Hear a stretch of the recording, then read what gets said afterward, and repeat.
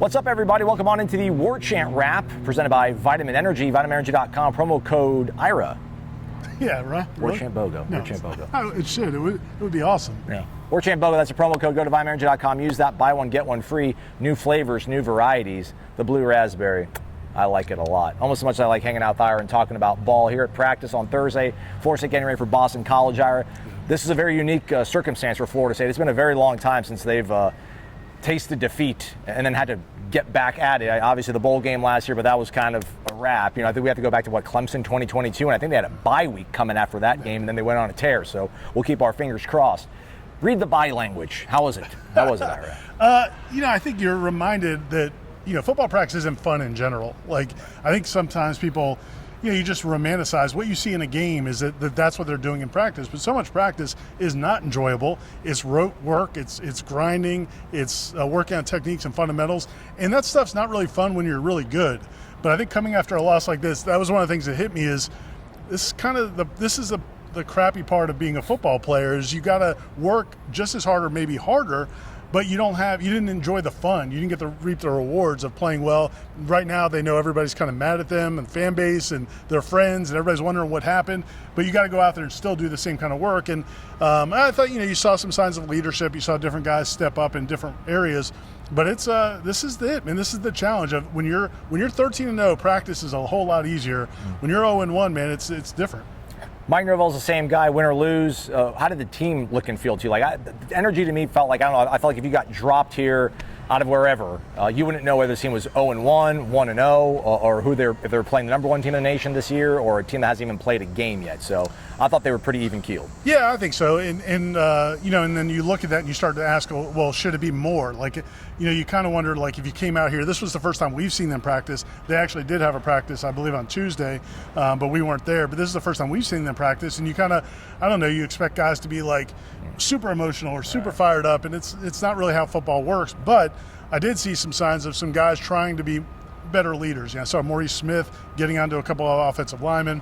I saw some position coaches really getting onto guys in individual drills. And it's a lot of the people that didn't play well in that game, to be honest with you. And so there is accountability. We've seen it some with the depth chart. I think you'll see that in the game, maybe with some things with playing time. But also, I think in practice you're seeing things that maybe, when you feel very good about yourself, you feel very good about this team, there are things that slide a little bit. And I feel like there's a little bit more attention to detail and some things like that. But yeah, for the most part, man, this practice didn't look worlds different than any other practice we've seen. Maybe I should use this opportunity for a mea culpa of sorts. I'm always the guy that's everybody relax about linebacker play. What's it matter? What's bad linebacker play going to do to you? And then it kind of manifested itself on Saturday. And it turns out team can run the ball on you well if your linebackers aren't playing great. Coach Norvell was asked about the play of the linebackers, maybe if they were less tentative. It seems like he had some confident words about their performance at practice on Thursday here, Ira.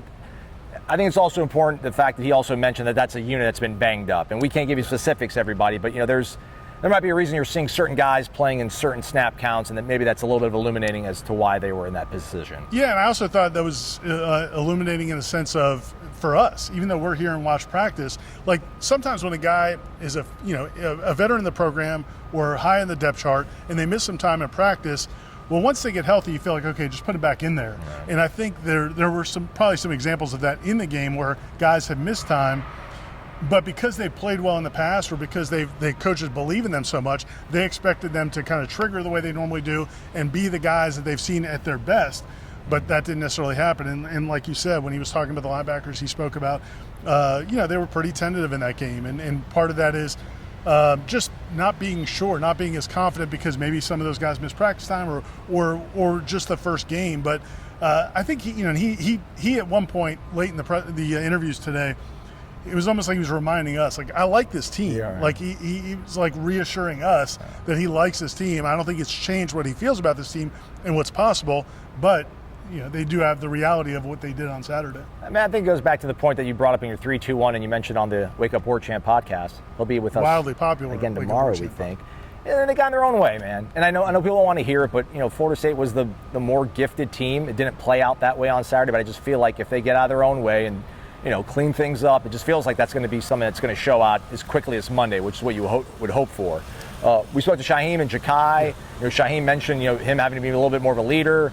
because it's a new position for him, having people turn to look at him. He did also mention Maurice is a guy that's showing that kind of leadership stuff. So just feels like everyone's going to be self-policing pretty well here the next few days, and they'll be ready to go on Monday. Yeah, and it's a fine line, because if you come out here and you're just like screaming at everybody and just being a jerk, it's like, I don't know if that's going to work either. So, they're working through that. But you do see guys holding each other accountable. And Shaheem said the same exact thing you just said. He said, look, we beat ourselves. He's like, I'm not trying to take anything away from Georgia Tech.